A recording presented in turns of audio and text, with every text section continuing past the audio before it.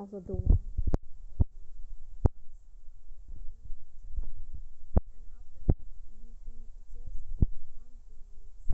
video and make it as overlay first. Now put it under the first one like this, and now cut the video on the first one to around this part right here. Then delete the rest part of it and click on the second one, split the same as the first one but delete the first part of the video.